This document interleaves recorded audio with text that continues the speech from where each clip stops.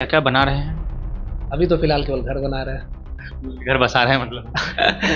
पहले घर बना रहे हैं, बसा तो वो खुद ही रहे हैं। और एक चीज काफी कॉमन है जो हम बोलते हैं क्लाइंट को कि घर बनाना हो या बसाना हो, सोच समझ कर अच्छे से प्लानिंग करके करो, क्योंकि ये जो चीजें दोबारा नहीं होता है। अगर होता है तो बहुत तकलीफ होता है।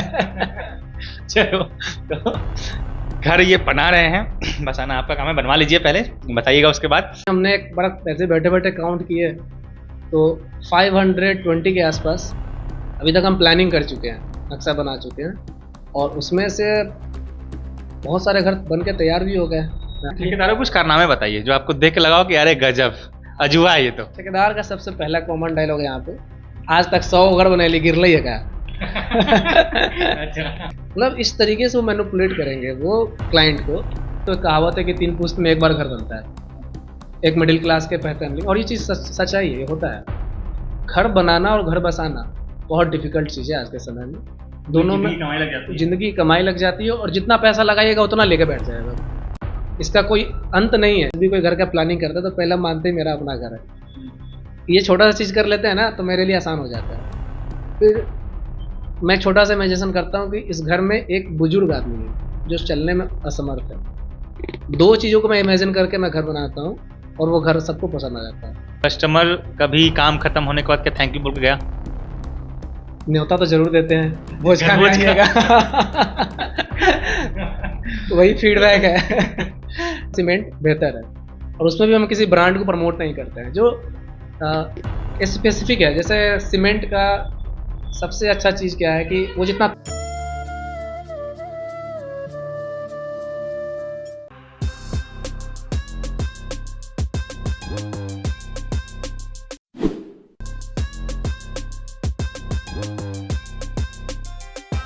सबसे पहला हम आपसे ये जानना चाहेंगे कि एक बेसिक अंतर बताइए। लोग पहले ठेकेदार से घर बनवाते थे, अब लोग इंजीनियर हायर कर रहे हैं। क्यों करना चाहिए ऐसा, और क्या अंतर दिखता है दोनों? बेसिक अंतर इसका सेम वही है कि आप किसी केमिस्ट से अपना इलाज करवा लीजिए या फिर प्रॉपर एक डॉक्टर से अपना इलाज करवाइए। यही अंतर है कि कॉन्ट्रैक्टर से घर बनवाइए या फिर किसी आर्किटेक्ट या इंजीनियर से डिजाइन करके घर बनवाइए। अंतर 3-4 पैरामीटर में आएगा। सबसे पहला तो आएगा कॉस्ट इफेक्टिव, कि एक इंजीनियर या आर्किटेक्ट आपको जो प्लानिंग करके देंगे और एक जो कॉन्ट्रैक्टर करके देते हैं, कॉन्ट्रैक्टर घर काफ़ी महंगा आता है। सेकंड आता है वास्तु। हम लोग प्रॉपर वास्तु शास्त्र के हिसाब से जो चीज़ जहाँ होना चाहिए था उसके जगह पे रख के करते हैं। इंजीनियरिंग में भी वास्तुशास्त्र मतलब कंपल्सरी है। तो वही बात हो गई कि वो इंजीनियर ही नहीं, इसको वास्तुशास्त्र नहीं पता हो। एक लाइन प्रेफर करते हैं, पर लोग मानते हैं कि इंजीनियर लोग कहाँ ये सब भगवान वन की चीजें मानते होंगे। एक्चुअली जो वास्तुशास्त्र है ना सर, वो भगवान से रिलेटेड है ही नहीं, इट्स कम्प्लीटली साइंस। हम लोगों का जो धर्म है वो साइंस बेस्ड पे है। एक एक चीज जो है साइंटिफिक एस्पेक्ट्स हम बता देंगे आपको कि ये क्यों होना चाहिए। छोटे वास्तुशास्त्र में कुछ चीजें बताइए और उसका साइंटिफिकली एक्सप्लेन। हाँ, मैं कर देता हूँ। अभी आपका माइक दाहिने हाथ में है, ठीक है? अगर मैं आपसे हैंड से करूंगा तो दाहिने हाथ से करूंगा। एक सीढ़ी का कॉन्सेप्ट है कि सीढ़ी जो है क्लॉकवाइज डायरेक्शन में होना चाहिए। तो धार्मिक एस्पेक्ट से ये हो जाता है ना कि जैसे हमारा समय बढ़ रहा है वैसे हमारी उन्नति बढ़े, इसलिए क्लॉकवाइज में करो। बट साइंटिफिक एस्पेक्ट से है कि जब हम लोग बुजुर्ग होते हैं, हम लोगों का दाहिना हाथ हमेशा बाएं हाथ से मजबूत रहेगा। कहीं भी अगर किसी को पैरालिसिस अटैक भी आता है तो उसको लेफ्ट साइड में पहले आएगा, दाहिने में कम आएगा। तो जब हम अपने शरीर को ऊपर की तरफ खींचेंगे तो दाहिने हाथ में मुझे ज़्यादा फोर्स लगाना पड़ता है जो मेरी बॉडी को ऊपर खींचेगा। तो ये साइंटिफिक एस्पेक्ट्स है कि क्यों क्लॉकवाइज होना चाहिए। अच्छा, इसलिए सीढ़ी में कहा जाता है कि रेलिंग आप हमेशा दाहिने हाथ पे लगाइए, सीधे हाथ में रखिए, सीधे हाथ या दाहिने हाथ या क्लॉकवाइज। तो ये हमारा असल एस्पेक्ट है। सेम वैसा होगा कि किचन अग्निकोण पे है। अब अग्निकोण कहाँ है भाई? तो हमारा ईस्ट और साउथ का जो कॉर्नर है उससे कहा जाता है अग्निकोण। तो किचन वहीं क्यों रखना चाहिए? तो किचन ऐसी चीज है जहाँ हम लोगों का खाना बनता है, हम लोगों का एनर्जी का सोर्स वो किचन है। उसको क्लीन और डिसइंफेक्टेड रहना है। अदरवाइज अगर वो गड़बड़ है तो हम लोगों का एनर्जी भी गड़बड़ हो जाएगा, पूरा सिस्टम गड़बड़ हो जाएगा। अब देखिए कैसे इसको सेटअप तैयार किया गया। जनरली खाना कितने बजे बनता है? 10 बजे के पहले सबके घर में बन जाता है। अब 10 बजे पूरब से सूरज निकला, तो जो सूरज की किरणें हैं वो सबसे पहले जो है घर में अगर आ रही है तो वो किचन के थ्रू आ रही है, और उस टाइम हमारे घर की जो महिलाएं हैं या जो भी लोग खाना बना रहे हैं वो एक सनलाइट के कांटेक्ट में आएंगे, और 10 बजे के पहले का जो सनलाइट होता है वो हमारे लिए बहुत फ्रूटफुल होता है, फीलिंग काफी हीलिंग होता है। लेकिन यही जब सनलाइट 11 बजे के बाद 11 से 1 बजे के बीच में आता है तो वो हमारे लिए डेंजरस हो जाता है। दोपहर का। तो अगर मेरे लिए डेंजरस है तो वो जो जर्म्स है उसके लिए भी डेंजरस है। ओके। तो अगर किचन के साउथ में अगर हमारा खिड़की है और वहां से सूरज की रोशनी 11 बजे के बाद आ रही है तो किचन एक वेट एरिया होता है, वहां पे गीला सूखा सब कुछ रहा, तो वो काफी तेजी से सूखेगा, डिसइंफेक्टेड रहेगा। तो और सूरज निकला पूरब से गया पश्चिम में, लेकिन ये नहीं पता है कि जाता कैसे है, वो जाता है साउथ डायरेक्शन से होता होगा। तो जो हमारा इम्पैक्ट आ रहा है जब हम 11-12 बजते बजते वो जो मेरा किचन का जो एरिया है, खाना वाना बन के मम्मी साफ सुथरा कर चली गई, सूरज की रोशनी पड़ी, वो ऑटोमेटिक अपना जो है वो डिसइंफेक्शन करना शुरू कर लिया, वो उसके जो भी जो है वो ड्राई भी हो गया, बैक्टीरियल जो ग्रोथ है वो कम भी हो गया। तो ये साइंटिफिक एस्पेक्ट है, ये नहीं कि वहाँ अग्नि का जब जगह है, अग्नि मतलब सूरज हो जाते हैं यहाँ पे। मतलब इंजीनियर वास्तुशास्त्र की बातें कर रहे हो, अभी इतने साइंटिफिक तरीके से पहली बार सुना मैंने। इसके पहले किसी को इतना एक्सप्लेन किया है किसी क्लाइंट को? क्लाइंट को कभी कभी कोई क्लाइंट आते हैं जो जिद करते हैं, वो ऐसा डिबेट करते हैं कि नहीं हमारा जो वास्तुशास्त्र है उसके हिसाब से काम कीजिए, फिर उनको समझा कहते हैं हम नहीं मानेंगे ये सब, ऐसा भी कुछ कहते हाँ हैं? कुछ लोग कहते हैं नहीं मानेंगे और कुछ लोग नहीं भी मानते हैं। एक पारंपरिक वास्तु भी होता है, हमने इस चीज़ को एनालाइज किया कि जो दिल्ली में और तमिलनाडु में जो वास्तु चलेगा वो 100% यहाँ नहीं चलेगा। यहाँ पे एक सेप्टिक टैंक को रखने को लेकर काफ़ी डिफरेंसेस है। सेप्टिक टैंक को जो अलाउ किया जाता है वो नॉर्थ वेस्ट में रखा जाता है जनरली, लेकिन यहाँ पे लोग कहेंगे कि हमें साउथ वेस्ट में ही चाहिए। तो थोड़ा सा डिफरेंसेस है, और पारंपरिक चूंकि हमारे दादा परदादा जो वही करते आ रहे हैं वो लोग थोड़ा करना चाहते हैं, तो वो 10% जो है वो प्लस माइनस होता है। तमिलनाडु का जिक्र किया आपने, तो हम सबसे पहले ये जानना चाहेंगे, अपने दर्शकों को बताना चाहेंगे कि एसएस कंस्ट्रक्शन के जो सुंडू एंड सिंह कंस्ट्रक्शन के जो ग्रुप के जो आप ऑनर हुए, मालिक कहिए, फाउंडर कहिए, सौरभ जी, पढ़ाई कहाँ से की है, अपना एक्सपीरियंस बताइए ताकि लोग पहले ये समझ पाए कि जिससे हम बात कर रहे हैं वो कितना जानकार है। ओके, तो प्राइमरी पढ़ाई लालगंज, उसके बाद कुछ साल नवोदय विद्यालय, उसके बाद मैं पंजाब गया, वहाँ से बीटेक किया, फिर उसके बाद मेरा जॉब एक्सपीरियंस अब दिल्ली का है, कुछ टाइम गोवा, कुछ टाइम हिमाचल प्रदेश, इन सब जगह से काम करके ट्रेनिंग लेकर, और लास्ट टाइम मैं दिल्ली में अपना जॉब कर रहा था, उसी वक्त मेरे दिमाग में चला कि जब भी मैं छुट्टी में घर आता था तो गांव के लोग थोड़ा नक्शा वगैरह बनवाते थे। ओके, अच्छा। हाँ, और मैं जब यहाँ पे देखा ठेकेदार लोगों का स्थिति कि भाई यहाँ तो ठेकेदार खुद ही भगवान है, कुछ भी किए जा रहे हैं, कैसे भी किए जा रहे हैं, तो मुझे ऐसा लगा कि जब मैं पार्ट टाइम में जब आके जो चीज़ कर रहा हूँ उसको फुल टाइम कर सकते हैं। यहाँ पे मुझे अपॉर्चुनिटीज़ देखी, और जिस हिसाब से लालगंज ग्रो कर रहा है, तो ग्रो का मतलब ही क्या होता है, जब तक कंस्ट्रक्शन का चीज़ नहीं हो रहा है तब तक ग्रो नहीं है। ये सभी विकास बिक रही है तो घर तो बनेगा ही। बिल्कुल, infrastructure growth is the real growth, मेरा यही मानना है। जब तक इंफ्रास्ट्रक्चर नहीं बढ़ेगा कुछ नहीं बढ़ सकता है, और जब वो बढ़ रहा है, लालगंज जिस हिसाब से विकास कर रहा है, फैक्ट्रीज आ रही है, म्यूजियम आ रहा है, तो मुझे यहाँ अपॉर्चुनिटी दिखा। और ऐसा नहीं कि सीधे मैं ऑलमोस्ट एक साल पहले मैंने एनालिसिस किया कि यहाँ कर सकते हैं कि नहीं, फिर जब मैं स्टार्ट कर बीच में कोरोना भी आ गया था फिर तो। हाँ, कोविड टाइम ही प्लानिंग किया है हम सारी चीज़ों का कि अपना काम कर सकते हैं। और आफ्टर बिकॉज उस समय कंस्ट्रक्शन बंद था इसलिए दिमाग में आ गया, या फिर सोचा हुआ था पहले से? प्री माइंडेड था कि अपना तो कुछ करना है, कोविड ने मौका दे दिया। इतना था कि किसी प्राइवेट कंपनी में हम नहीं कर पाएंगे ज़्यादा दिन तक। उसका एक्सपीरियंस बताइए, मतलब आपने सीधे बता दिया कि हमने यहाँ काम किया, कौन सी कंपनी थी, क्या करते थे, उसमें आपका रोल क्या था? मेरा जो मेन दिल्ली एयरपोर्ट, उसके अंदर मैं प्रोजेक्ट इंजीनियर था। हाँ, दिल्ली एयरपोर्ट में रनवे से लेकर जो भी मेंटेनेंस का काम है टोटल हमारी कंपनी को मिला हुआ था, और उस कंपनी में मैं एज ए प्रोजेक्ट मैनेजर था। फिर उसके बाद CPWD के एक कॉन्ट्रैक्टर थे, उनके अंडर में हमने काम किया, वो भी जानबूझ कर किया क्योंकि मुझे पता है कि मुझे अब अपना काम करना है, तो मुझे लोकल कॉन्ट्रैक्टर का माइंडसेट को भरना होगा।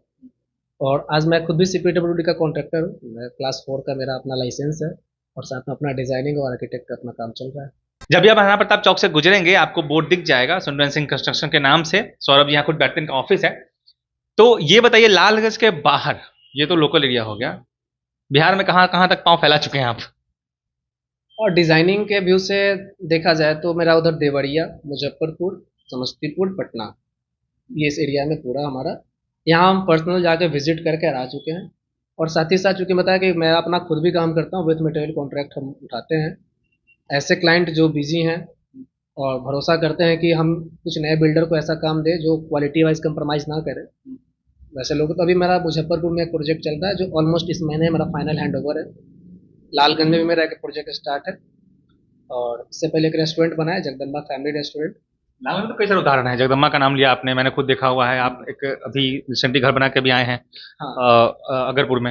हाँ, अगरपुर में। जहानाबाद में घर बनाया आपने। और एक सन पॉल के पास, मतलब ऐसे तो अभी हमने एक बड़ा ऐसे बैठे बैठे काउंट किए तो 520 के आसपास अभी तक हम प्लानिंग कर चुके हैं, नक्शा बना चुके हैं। और उसमें से बहुत सारे घर बन के तैयार भी हो गए। मैं आपको एग्जांपल देता रहूँगा। हाँ, जगदम्बा अगर आप नहीं देख के आइएगा, इनका बनाया हुआ है। जगदम्बा हो गया, सन पॉल हो गया, आप जैसा उनका जिक्र कर रहे हैं, जहानाबाद का हो गया, सूर्यनाथ मंदिर के जस्ट पीछे है, अभी जैसे 26 तारीख को उसका उद्घाटन हुआ है, वो हो गया। ऐसे ऐसे बहुत सारे हैं। और पश्चिम ओर में जाइएगा तो दो चार घर स्कूल्स वगैरह बना रहे हैं, स्कूल भी बना रहे हैं। अभी रिसेंटली जिस स्कूल से पढ़े उसी स्कूल के सर का फ़ोन आया कि मुझे थोड़ा फ्रंट एलिवेशन चाहिए और थोड़ा 3D व्यू चाहिए, और भी बहुत कुछ सुपरविजन करना है, तो बस उसमें फिर हम स्टार्ट किए हैं, लगे हैं। मतलब ये इलेक्ट्रिक इंजीनियर के बारे में सुना था कि जब आते हैं तो पापा कहते हैं फ्रिज बना दो, कूलर बना दो। वे जब घर आते तो लोग कहते हैं नक्शा बना दो, तो इन्होंने सोचा इसको हम प्रोफेशन ही बना लेते हैं। हाँ, बिल्कुल बिल्कुल। जो चीज़ ऐसे ही हो रहा था और उसकी ज़रूरत दिखी मुझे यहाँ पे, और उसका ज़रूरत दिखा, उस पर मैं अपना फील्ड में अपना मेहनत की। ठेकेदारों कुछ कारनामे बताइए जो आपको देख के लगाओ कि अरे गजब, अजूबा है ये तो। ठेकेदार का सबसे पहला कॉमन डायलॉग यहाँ पे, आज तक 100 घर बनैली गिरल है का। हाँ, दूसरा, अरे बाप रे इतना छड़ 5 तला ठोके गए है का। मतलब इस तरीके से वो मैनिपुलेट करेंगे वो क्लाइंट को, और वो खुद से नक्शा बना के प्रेफर करते हैं, क्योंकि उसमें उनका क्रॉस चेक करने वाला कोई नहीं होता, वही सर्वे सर्वा होता है। और वो इतना महंगा कर देते हैं घर को। मैं जनरली 1000 स्क्वायर फीट का एक आया मेरे पास कॉन्ट्रैक्टर का नक्शा बनाया हुआ, वो उसमें 22 कॉलम डाल रखा है। जब मैंने उसको प्रॉपर डिजाइन किया तो वो 13 कॉलम में काम खत्म हो गया उसका। अब 22 कॉलम और कहाँ 13 कॉलम। और ये भगवानपुर से आए थे लोग। ये भगवानपुर, हाँ, सराय भगवानपुर से वो। और वह जो 3 तल्ला बनकर तैयार है। तो मैं वो देखा तो मैं कहूँ कि कर क्या रहा है यहाँ पे लोग, कुछ भी कर देना है। इनका एक कॉन्सेप्ट है कि स्केल से एक लाइन खींचना है बीचों बीच, उसका एक इधर एक इधर एक इधर एक इधर एक इधर एक इधर, थोड़ा सा जो वास्तु का नॉलेज है उसके हिसाब से अपना डाल दिए। और आपको फ्रंट एलिवेशन तो कुछ है ही नहीं यहाँ पे, बस सिंपल आर्च वगैरह बना के है। ठेकेदारों का एक मैंने कॉमन कॉन्सेप्ट देखा है कि उनका टारगेट ये रहता है दीवारें खड़ी करो, कमरा बना दो, बाथरूम बना दो। वो डिजाइनिंग मॉडर्न मॉडर्न डिजाइनिंग जो होता है, जो अच्छा लगे, थोड़ा बहुत कॉस्ट ऊपर नीचे होता है, लेकिन घर का जो लुक केवल होता है। इसमें कॉन्ट्रैक्टर का भी वो नहीं कहेंगे, इसमें क्लाइंट जो बना रहे हैं उनका भी योगदान है। उनको मिला ही नहीं ना, लालगंज में ऐसा सुविधा ही नहीं था पहले भी। जो लोग बाहर जाके वर्क करते थे वो करवा के लाए। अभी भी जैसे मैं बता रहा हूँ कि लोग नक्शा बनाना की जो वैल्यू है वो उसको अब समझ रहे हैं, लेकिन अभी भी लोग फ्रंट एलिवेशन को या 3D कॉन्सेप्ट जो उनको एज ए होल चाहिए प्रोजेक्ट, उसके लिए वो लोग प्रेफर नहीं करते हैं। गिने चुने मैं बता सकता हूँ, अगर 100 प्रोजेक्ट में 15-20 ही ऐसे लोग होंगे जो 3D एलिवेशंस को जोड़ देंगे कि मुझे एज ए कंप्लीट चाहिए। और मेरा ये टारगेट है कि अब कम से कम जितने भी घर बने वो अपने घर का जो फ्रंट लुक है एटलीस्ट उसे मॉडर्न बनाए, क्योंकि हमारी और आपकी पहचान चेहरे से होती है। नक्शा वही देखेंगे जो घर के अंदर जाएंगे, लेकिन जब रोड से गुजरते हुए अगर कोई घर देख रहेगा तो उसका फ्रंट एलिवेशन ही दिखेगा। तो हमारा और आपका चेहरा और घर का भी चेहरा अलग होना चाहिए, कुछ यूनिक होना चाहिए। वही मैं कह रहा हूँ कि अभी आपने जो दो तीन घर बनाए वहां के सामने से मैं भी गुजरता हूँ तो एक बार मुड़ के जरूर देखता हूँ कि क्या है। खुद ही घूम जाता क्या है। है हाँ, ये? बिल्कुल। और एक बार गर्दन घूम गया तो उसका पैसा वसूल है। हो गया, हाँ, बस एक बंदे वो आपको खोजेगा। वो खोजेगा ही। और एक सटीक एनालिसिस में बताता हूँ, अगर मान के चलिए कि किसी घर को 10 लाख में आप तैयार कर रहे हैं अप्रोक्सीमेट, और वही पुराना गांव के कॉन्सेप्ट से बना रहे हैं, ठीक है, अगर आपको जो कॉन्ट्रैक्टर बनाया वही आर्च वगैरह कुछ कुछ करके बना लिए, बीट वगैरह काट लिए। अगर आप मॉडर्न एलिवेशन में आते हैं, मॉडर्न डिजाइन में आते हैं किसी इंजीनियर के थ्रू, तो आई गारंटी कि वो घर आपको 9.5 लाख में तैयार हो जाएगा, और उससे 10 गुना अच्छा लगेगा, उससे 10 गुना मजबूत रहेगा। बिल्कुल, क्योंकि कोई भी इंजीनियर आपको अर्थक्वेक रेसिस्ट ही देगा, बिल्डिंग भूकंप रोधी। तो मैं ये कह रहा हूँ कि आप हमारे पास आओ या किसी के पास भी जाओ, आपको वो 50,000 रुपये बचा कर दे, अगर 10 लाख के हिसाब से बता रहे हैं तो। और साथ ही साथ एक कंप्लीट ऐसा घर बना कर देगा जो आई कैचिंग होगा। आपके आपके यूटिलिटी को भी अच्छे से ख्याल में रखेंगे वो, और वास्तु को भी ध्यान में रखना है, डिज़ाइन को भी ध्यान में रखना है। और घर तो एक ही बार बनता है, तो क्यों ना। एक छोटा एग्जांपल मैं देता हूँ क्लाइंट को। कभी कभी वो लोग पूछते हैं कि छोड़िए ना, नक्शा बन गया ना घर बन जाएगा। मैं कहता हूँ बाल कटवाने जाते हैं, जो बाल आपका हर महीने उग कर आने वाला है उसके लिए भी आप लोग ना ही चूज करते हैं, कि बढ़िया मॉडर्न डिजाइन में कटिंग करेंगे। अगर वहां भी थोड़ी सी गलती हो जाती है तो मुझे पता है 1 महीने बाद दोबारा बाल आ जाएगा। फिर घर के मामले में ये लोग ऐसे क्यों करते हैं?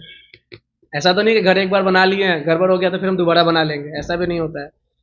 तो जब हम नाई चूज करने में अपने बाल को, जो हर महीने आता है, उसके लिए इतना अवेयर रहते हैं, तो घर बनाने में पता नहीं क्यों नहीं रहते हैं। जहाँ तक मुझे लगता है, जहाँ तक मैंने फील किया है, लोग ना, एक जमाना था अभी से 10 साल पहले भी, पुराने लोग दिखाना नहीं चाहते कि हम कितना अंदर से तरी वाले लोग हैं। तो घर ऊपर से सिंपल ही बनाते थे, अंदर भले वो हीरा जरवा लेंगे लेकिन ऊपर से दिखाएंगे नहीं कि घर बढ़िया बना है। क्या वो मानसिकता अब बदल रही? अब तो यही बात हो गया कि इनर गारमेंट्स जो है वो ब्रांडेड पहनेंगे और फटा हुआ शर्ट पहन के घूमेंगे। सही कह रहे हो, तो क्या अब तो बदल रहा है? बिल्कुल चेंज हो गया, बिल्कुल चेंज हो नए लड़के हैं तो जानते हैं गया। वो नए तो। लड़के बिल्कुल चेंज हुए। लोगों को अब पता है कि घर बनाने में पहले तो घर इतना इजी वे में बन जाता था, अभी जो एक मटेरियल कॉस्ट है वो इतना ज़्यादा हाई हो गया है। तो अब उनको भी पता है कि एक बार 1 या 2 घर बनाएंगे, बहुत पैसा वाला कोई होगा तो 3 घर बना सकता है वो अपने जीवन काल में। अदरवाइज तो एक कहावत है कि 3 पुश्त में एक बार घर बनता है, एक मिडिल क्लास के फैमिली। और ये चीज़ सच्चाई है, ये होता है। घर बनाना और घर बसाना बहुत डिफिकल्ट चीज़ है आज के समय में। दोनों में कमाई लग जाती है। जिंदगी की कमाई लग जाती है और जितना पैसा लगाइएगा उतना लेके बैठ जाएगा। इसका कोई अंत नहीं है कि हम कितना पैसा लगा सकें। तो एक माइंड में ये रहना चाहिए कि मेरे पास कितना बजट है, कितना एस्टिमेशन है, घर बनाने से पहले मेरा कितना खर्च आने वाला है, ये माइंड में सेट रहना चाहिए। वो एनालिसिस कॉन्ट्रैक्टर नहीं दे पाते हैं, वो एनालिसिस हम लोग दे देते हैं। आप एक जगह बता देते हैं कि इतना जाएगा ऑलमोस्ट। बिल्कुल बिल्कुल बिल्कुल, इतना बता देते हैं और उतना में बन जाता है। 3, 4 या 5% का डेविएशन होता है, वो तो जनरली हम लोग लेकर चलते ही है। कुछ वो पॉइंट्स बताइए जहाँ पे जैसे ठेकेदार जो काम करते हैं या फिर जो लोग करवाते हैं, उन सब चीज़ों को, जो पॉइंट्स है जिसको लोग नज़रअंदाज करते हैं। जैसे सिंपल सा एक बहुत जनरल जनरल चीज़ है कि जब छड़ का वो बाइंडिंग होता है कॉइल से, एंगल वाली बात जो आजकल बड़ा अब तो सब लोग, हाँ, सब लोग जान गए हैं, पहले ऐसा नहीं था। तो ऐसी ऐसी 2-3 पॉइंट बताइए जो वो लोग गलती करते हैं, जो उनको एक इंजीनियर ही बता सकता है। सबसे पहले तो लोग वाइब्रेटर यूज नहीं करते हैं। ढलाने में, हाँ, किसी भी कास्टिंग बीम ढालने में कोई बीम कॉलम, वो उनका एक कॉन्सेप्ट कि छत में हम यूज कर लेंगे। कॉलम मतलब पिलर होता है, राइट? कॉलम पिलर हो गया। हाँ, कॉलम मतलब बीम, पिलर, बीम होता है जो, फुटिंग। हाँ। तो सबसे पहला जो यहाँ पे, और इसमें बता रहे हैं कि इसमें कोई पैसा एक्स्ट्रा नहीं लगता है, ना कॉन्ट्रैक्टर का लग रहा है ना किसी का। 2000 का इलेक्ट्रिक वाइब्रेटर आता है, वो हर कॉन्ट्रैक्टर के पास होना चाहिए। तो सबसे पहला गलती यहाँ लोग वाइब्रेटर यूज नहीं करेंगे। वो क्या करेंगे कि बांस से या छड़ से उसको बोचिंग करके, हाँ, ये रॉन्ग प्रैक्टिस है। आप वाइब्रेटर यूज कीजिए, आपका बिल्डिंग काफी मजबूत आएगा। दूसरा, ये लोग छड़ के, जो आप स्टीरअप की बात कर रहे हैं, वो लोग, अब हमारा छड़ उतना ही कटिंग हो रहा है, मेहनत भी उतना लग रहा है, बस उसको ना 135 पे बेंड करना होता है, 135 डिग्री पे, बिल्कुल। अब विश्वास कीजिए, बस इतना मोड़ देने से हमारा कॉलम 1.5 गुना मजबूत हो जाता है। मतलब जो 1.5 गुना, अगर वो कॉलम 100 किलो का लड्डू उठाने लायक है, अगर हम इसको केवल ऐसे कर दें तो वो 150 किलो का लड्डू उठा लेगा। बहुत ज़्यादा का हो गया अंतर बहुत तो। अंतर होता है। क्योंकि कुछ नहीं है। तो वो इसमें क्या कॉन्सेप्ट कहेंगे ये लोग, दलीलें देंगे कि सर घुसाने में दिक्कत होता है। मैं कहता, घुसाने में दिक्कत हो रहा था, निकालने में तो दिक्कत होगा। जब बॉडी सेक करेगा, जब हिलेगा तो उसी समय तो उसको पकड़ के रखेगा। तुम आसानी से डालो तो आसानी से निकल भी जाएगा वो। तो ये 2 चीजें मैं आपको बताया जो जनरली गलत करते हैं। तीसरा क्या गलती है कि यहाँ के कुछ कॉन्ट्रैक्टर काफी अच्छे हैं, वो कहेंगे कि भैया आप इंजीनियर या आर्किटेक्ट को पकड़िए, उनके साथ काम करना है मुझे। और कुछ लोग ऐसे हैं जो लोग खुद आपको भड़का देंगे। और रीजन क्या होता है? क्योंकि उनको पता होता है कि अगर मैं एक गलती करेंगे तो मुझे पकड़ लेगा, मतलब एक बीच में ऑब्जेक्शन डालने वाला ना डालने वाला रहेगा। और जो अच्छे कॉन्ट्रैक्टर है, लालगंज में काफी अच्छे अच्छे कॉन्ट्रैक्टर हैं, जो अगर कोई क्लाइंट डायरेक्ट भी उनके पास आता है तो वो कहते हैं नहीं भैया आप पहले बनवाइए तभी हम काम करेंगे। और ऐसे ही कॉन्ट्रैक्टर से थोड़ा सिनेरियो बदला भी है लालगंज का, हम अकेले नहीं बदल सकते हैं। हाँ, लोगों ने जो काम करवाया होगा उनको पता चल गया होगा कि क्या अंतर आ रहा है। बिल्कुल बिल्कुल अंतर आता है, काफी अंतर आता है। अभी आप प्रोजेक्ट उठा रहे हैं, आपको लोग संपर्क करना चाहते हैं, कैसे फोन करते हैं या फिर रेफरेंस से आता है, और फिर आप रिस्पॉन्स कैसे कर जाते हैं, उनको जाते हैं विजिट करने? जो मेरे हिसाब से सबसे अच्छा होता है वो माउथ टू माउथ। पिछले 3 साल से हम काम कर रहे हैं। ट्रस्टेड भी वही होता है। हाँ, और हम 500 प्लस काम कर चुके हैं, तो 500 लोग तो मुझे जान गए। अब वो जब घर बनाएंगे तो वो 500 को 5 लोग पूछेगा तो 2500 लोग तो मुझे जान गए। अभी एक सोनपुर से आए हुए थे क्लाइंट जो बैठे हाँ, अभी सोनपुर से आए हुए थे। वो भी मास्टरमाइंड। हाँ, उनको पता चला कि यहाँ पे है, उनके पास ऑप्शन था हाजीपुर में भी जाने का। हाजीपुर के भी काफी लोग मेरे पास आते हैं। हाजीपुर छोड़ के बगल में पटना है, उसको छोड़ के लोग लालगंज आ रहे आ हैं। रहे हैं तो उनको ये चीज़ पता है कि नहीं, इनके पास कुछ तो अलग दे ही देंगे बाकी से। तो काम अगर हम ईमानदारी से करें, और और घर बनाने से पहले एक ही छोटा सा चीज़ है, वो कोई भी कर सकता है। हम जब भी कोई घर का प्लानिंग करते हैं तो पहले हम मानते हैं मेरा अपना घर है। ये छोटा सा चीज़ कर लेते हैं ना, तो मेरे लिए आसान हो जाता है। फिर मैं छोटा सा इमेजिनेशन करता हूँ कि इस घर में एक बुजुर्ग आदमी है जो चलने में असमर्थ है। दो चीज़ों को मैं इमेजिन करके मैं घर बनाता हूँ, और वो घर सबको पसंद आ जाता है। क्योंकि जो एक बुजुर्ग आदमी जो चलने में असमर्थ है, उसके लिए अगर फेवरेबल है तो सबके लिए फेवरेबल हो गया वो। वही मैं भी देख रहा था, आपने अभी मेरे सामने आपने उनको बताया गार्डन बना लीजिए घर के अंदर। हाँ, घर के अंदर क्योंकि हाँ, पूजा रूम था, बहुत जगह है तो गार्डन में डालिए। क्यों घर के बाहर जाए हम फूल तोड़ने? तो पूजा रूम के बगल में मैं गार्डन, और अच्छा भी लगता है। संतुष्ट हो गया वो क्लाइंट, मतलब खुश हो गया वो हाँ, सुन वो के। यही कुछ अलग अलग चीज़ें जो हमारे घर में चाहते हैं ट्राई करने का, जो पॉसिबिलिटीज है घर के अंदर वो हम दे दें। फोन आता है जब कहता है कोई नक्शा बनाना है, तब साइट विजिट करने जाते हैं जहां से भी फोन है। डिपेंड करता है उनके बातों से। एक होता वही है, वही वही एक्सपीरियंस जानना है हाँ मुझे। वही वही एक्सपीरियंस, हाँ, वही कैसे एक्सपीरियंस पता है। पता चलता है क्या? बात से पता चल जाता है कि फोन आया कि सर नक्शा बनाते हैं क्या, बोले हाँ बनाते हैं। तो आइए ना, मेरा प्लॉट विजिट कीजिए ना। मैं कहा कि घर आपको बनाना है, अगर आपकी अहमियत है घर बनाने का, तो आप पहले मेरे ऑफिस आओगे। आप पहले अपने लाइफ का 1 घंटा तो निकालो अपने घर के लिए। आप अपने घर का अहमियत शो करोगे, तभी तो हम आपके घर के लिए अहमियत शो देखेंगे। आप सीधे फोन कर आ जाइए ना सर, आइए चाय पी के बात करते आइए। हैं।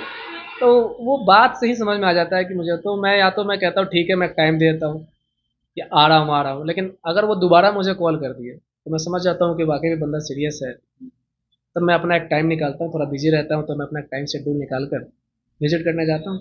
और विजिट का नॉमिनल सा कॉस्ट भी रखा हूँ ताकि विजिट की अहमियत बरकरार रहे। हाँ, कोई ऐसे ही ना बुला ले। हाँ। तो विजिट करने के बाद क्या, उसने नक्शा बनवाया, फिर आपको अगर उसने कॉन्ट्रैक्ट दिया, अगले ने काम शुरू करते हैं, फिर आता है लेबर मटेरियल, उन सब का क्या सीन है, कैसे कहाँ से लाते हैं? In general max most of the time हम लेबर या मटेरियल का सप्लाई हम नहीं करते हैं। हम कुछ चुनिंदा प्रोजेक्ट अपने पास रखते हैं और उसी में अपने टीम को लगाते हैं। रेस्ट जितने भी काम होते हैं ना, उसमें जो क्लाइंट है वो खुद ही अपना कॉन्ट्रैक्टर और मटेरियल चूज़ किया रहता है। हाँ, उसमें हम सिलेक्शन करके बताते हैं कि कौन सा सीमेंट बेहतर है, और उसमें भी हम किसी ब्रांड को प्रमोट नहीं करते हैं। जो स्पेसिफिक है, जैसे सीमेंट का सबसे अच्छा चीज़ क्या है कि वो जितना ताज़ा होगा वो जितना अच्छा होगा। अब एक्सपायरी चाहे, डेट नजदीक हाँ, होना चाहिए। अब ऐसा हो कि आप तो बहुत बड़े बड़े महंगे ब्रांड यूज़ कर लो, वो 3 महीना पुराना हो, और बहुत सस्ता हो और ताज़ा हो, तो हम कहेंगे सस्ता और ताज़ा वाला उठाइए। तो इससे क्या होगा, पैसा भी बचेगा और मजबूती भी ज़्यादा आएगा। छड़ हो, सीमेंट हो, बालू गिट्टी, सब में मेरा मोटा मोटी यही रहता है। मेरा सवाल इस पे था कि अभी रिसेंटली आपने और भी शहर के दो चार लोगों को साथ टाई अप कर लिया है, जो एक्चुअली काम बढ़ा तो टीम बढ़ा। जब स्टार्ट किए तो 2 लोग क्या बढ़ा है वो बताइए। स्टार्ट किए तो बस डिजाइनिंग के लिए।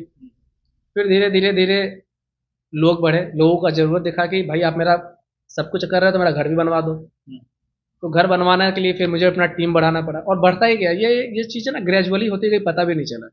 लालगंज में भी आप एक रिसेंटली दिखा रहे थे, तीन पुलवा पे किन्हीं का मकान आदि का नीचे दुकान लगा है, क्लाइंट से ऊपर आपने डिजाइन किया है। और भी एक जहानाबाद का लड़का का घर बनाया आपने, अभी आपने जगदम्बा बनाया। मुजफ्फरपुर में है, हम्म। लालगंज संत कॉल हो गया, ओके। हरियाणा मंदिर के पीछे हो गया, तो शियोर में जाइएगा 2-4 घर वहाँ मिल जाएगा आपको। मेरे मोहल्ले में आइएगा वहाँ भी मिल जाएगा। तो मैं सारे घर मुड़ मुड़ के देखने वाले। ये महाराणा प्रताप चौक से लेकर यहाँ से जितनी भी सड़क, जितनी भी जगह जा रही है, दाऊद नगर से लेकर आप मुजफ्फरपुर, पकड़ी, जहानाबाद, हम जिस घर से भी अब हम जिस रोड से गुजरते हैं ना, 5-6 प्रोजेक्ट मुझे रास्ते में गाड़ी से दिख जाता है। अपना अपना अपना तो इतना मतलब फैल चुके हैं आप एकदम से। बता दें, 500 में हमको लगता है कि 400 तो इसी एरिया में किया है ना, 20 किलोमीटर के रेडियस में ही है। सर्टिफिकेशन लेवल क्या है? कस्टमर कभी काम खत्म होने के बाद क्या थैंक यू बोल के गया? न्योता तो जरूर देते हैं, भोज खाने आइएगा। वही फीडबैक है।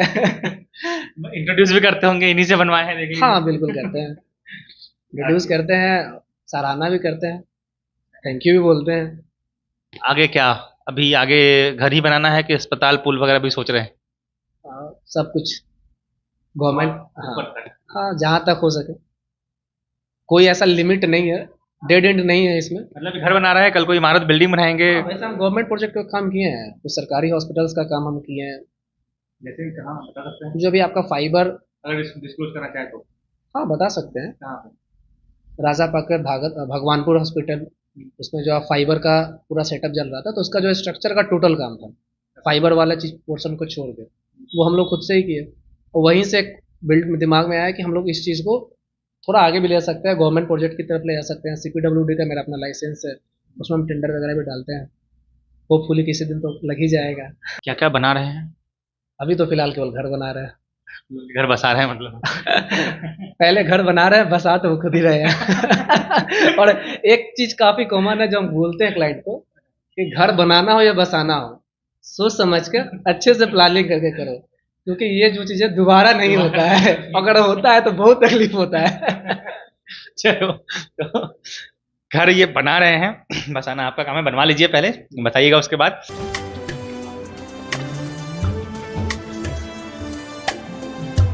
जय बिहार सरसों तेल, सस्ता नहीं कुछ अच्छा खाइए।